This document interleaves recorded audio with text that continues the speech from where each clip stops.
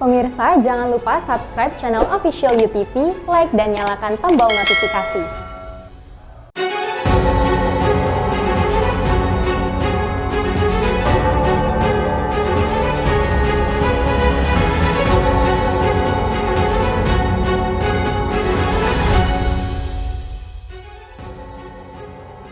Ratusan warga desa Sawaran Kulon, Lumajang mengeluhkan dugaan pemotongan dana bantuan sosial dari program Keluarga Harapan maupun bantuan pangan non-tunai.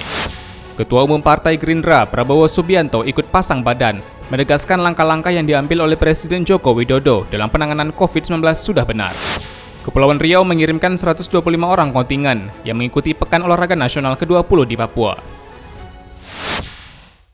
Halo pemirsa, kita berjumpa dalam program Yunus. Program ini memberikan informasi bermakna kepada Anda mengenai sejumlah peristiwa menarik di tanah air. Bersama saya, Fahrian Bahri, dan inilah Yunus selengkapnya. Saudara, aplikasi Peduli Lindungi menjadi salah satu syarat dalam melakukan perjalanan antar kota dengan moda transportasi udara. Penggunaan aplikasi yang dapat diakses melalui telepon genggam ini diharapkan dapat mempermudah calon penumpang dalam memenuhi persyaratan yang ditetapkan sebelum keberangkatan. Dia langsung muncul wilayah kita. Penggunaan aplikasi daring Peduli Lindungi menjadi salah satu syarat utama dalam melakukan perjalanan antar kota. Pihak bandara maupun fasilitas penyeberangan lainnya dapat memantau status vaksinasi serta hasil tes PCR calon penumpang. Kepala Kantor Kesehatan Pelabuhan KKP Kelas 2 Tanjung Pinang, Agus Jamaluddin mengatakan, data vaksinasi calon penumpang akan otomatis terdata pada setiap akun pengunduh. Untuk vaksin, ini secara otomatis sudah tersambung ke aplikasi Peduli Lindungi. Jadi tinggal dibuka di vaksin paspornya di perjalanan. Kemudian, selain itu juga ada harus diisi, yaitu hasil pemeriksaan PCR. Ya.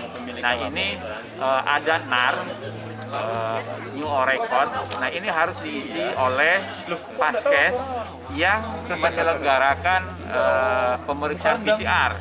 Melalui aplikasi ini, setiap calon penumpang hanya tinggal memindai kode batang atau barcode yang tersedia. Sementara Bandara RHF Tanjung Pinang masih menerapkan validasi status calon penumpang secara manual dengan terbatas, yakni diperuntukkan untuk calon penumpang kalangan tertentu maupun calon penumpang dengan beberapa kondisi tertentu. Masih diterapkan, tapi pada posisi sangat terbatas, yaitu tadi terhadap orang yang mungkin karena satu dan lain hal tidak bisa vaksin, kedua bayi atau anak yang di bawah umur 12 tahun, dan juga warga negara asing yang itu diperlakukan dengan cara verifikasi manual. Dari Tanjung Pinang, Kepulauan Riau, Muhammad Khairuddin, UTV mengabarkan. Pemirsa, feri tujuan antar pulau di Kepulauan Riau dari Pelabuhan Sri Bintan Pura Tanjung Pinang mulai normal Minggu 29 Agustus. Mobilitas keberangkatan penumpang mengalami peningkatan dibandingkan 2 pekan lalu. Aktivitas penyeberangan antar pulau di Pelabuhan Internasional Sri Bintan Pura, Tanjung Pinang, Kepulauan Riau mulai kembali lancar Minggu 29 Agustus. Sejumlah kapal feri tujuan antar pulau seperti Batam, Anambas, Natuna, Lingga, dan Karimun mulai beroperasi seperti biasa. Begitu juga dengan kapal tujuan antar daerah seperti Tembilahan. Petugas Keselamatan Berlayar Kantor Syah Bandar Otoritas Pelabuhan KSOP Tanjung Pinang, Marta Wilaya mengatakan, jadwal kapal tujuan Tanjung Pinang Batam saat ini sudah ditambah menjadi 5 kali keberangkatan. Marta Wilaya menambahkan, meski kapal-kapal penumpang sudah beraktivitas, pihaknya tetap mengatur jumlah kursi duduk penumpang. Bila biasanya kapal pengangkut penumpang sekitar 300 orang, kini hanya 150 orang atau 50% dari kapasitas kapal.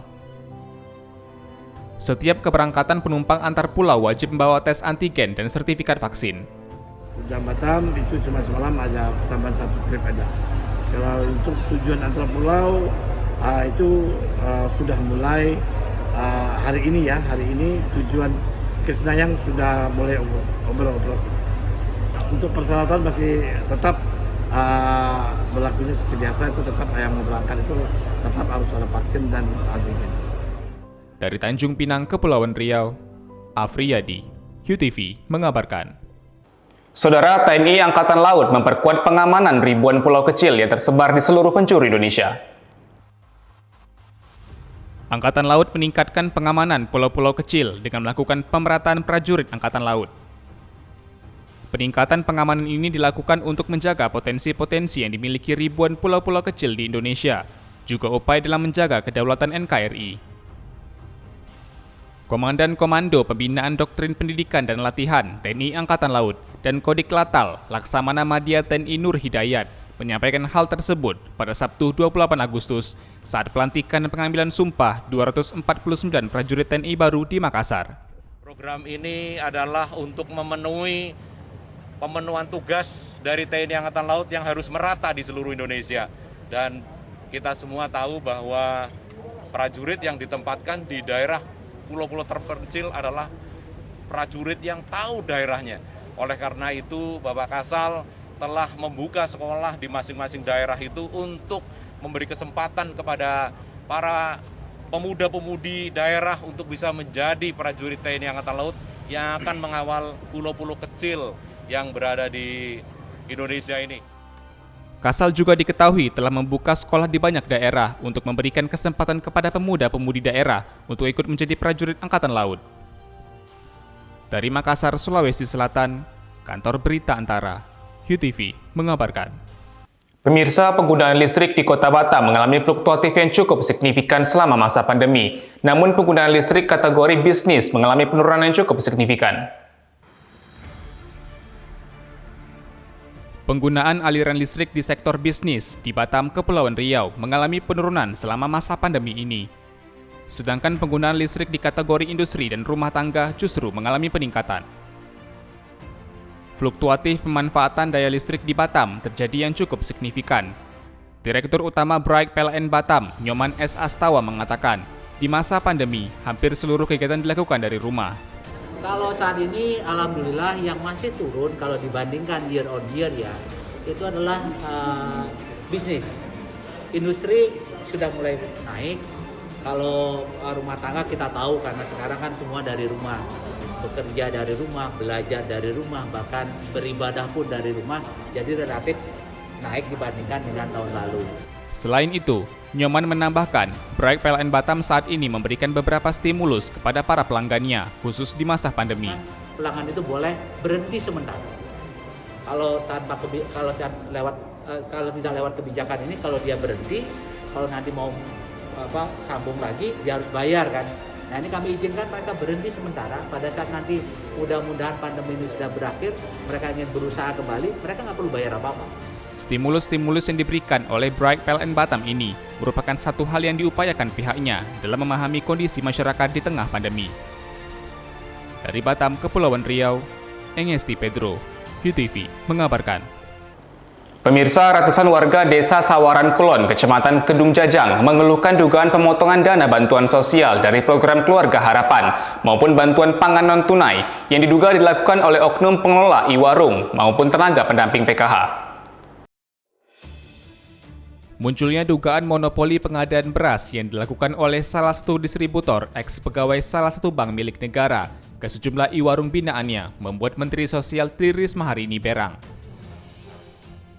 Temuan ini diketahui saat Mensos melakukan kunjungan kerja ke Kabupaten Lumajang, Jawa Timur. Dari hasil temuan itu, Risma langsung meminta bank yang bersangkutan memberikan peringatan keras terhadap mantan pegawainya itu. Dikarenakan pengadaan beras dilakukan dengan menggunakan jaringannya saat menjabat sebagai karyawan bank. Termasuk jejaring tenaga pendamping program Keluarga Harapan. Risma akhirnya menghimpun aduan warga yang merasa dirugikan karena adanya dugaan pemotongan bansos dari PKH dan bantuan pangan tunai. Dari pengaduan tersebut, ditemukan adanya 272 laporan warga. Mensos Risma berjanji akan mengusut tuntas kasus tersebut, baik dengan dugaan pelanggaran administrasi maupun pidana, serta akan melakukan proses etik jika tim PKH terbukti atas kasus tersebut. Dari Mabes Polri, Barreskrim Mabes Polri untuk ikut menangani. Jadi nanti data-data itu akan kita gunakan untuk satu ngecek masalah administrasi. Sementara itu, Bupati Lumajang, Thorikul Haq mengusulkan proses pengadaan barang yang akan diberikan dalam program ini mengutamakan produk lokal dengan memberi beras dari kelompok tani di Lumajang. Harusnya sembako-sembako itu bisa mengambil dari kelompok tani yang ada di Kabupaten Lumajang yang memang di sini ini banyak beras. Di sini ini produksi pertanian padinya banyak. Dari Lumajang, Jawa Timur, Kantor Berita Antara, UTV mengabarkan. Saudara Ketua Umum Partai Gerindra, Prabowo Subianto, ikut pasang badan menegaskan langkah yang diambil oleh Presiden Joko Widodo dalam penanganan COVID-19 sudah benar. Ketua Umum PDI Perjuangan Megawati Soekarno Putri dan Ketua Umum Gerindra Prabowo Subianto kompak mengatakan segala kebijakan yang diambil oleh Presiden Joko Widodo dalam penanganan COVID-19 sudah benar. Presiden kelima Megawati juga berpesan agar Presiden tegar menghadapi kondisi saat ini, karena Indonesia tak sendiri dalam menghadapi persoalan pandemi COVID-19. Menurut Mega, inti dari permasalahan pandemi COVID-19 adalah kedisiplinan dan pengetahuan masyarakat bahwa vaksinasi bukanlah obat, melainkan sebuah upaya meningkatkan imunitas tubuh. Itu sangat benar, Bapak. Kita sudah benar. Makanya saya bilang saya dukung Bapak. Jalur kita sudah betul. Apa yang membuat kita bisa seperti tadi Bapak katakan itu? Karena kita ini, menurut saya, punya Pancasila. Pancasila kalau di lapangan tuh gotong royong.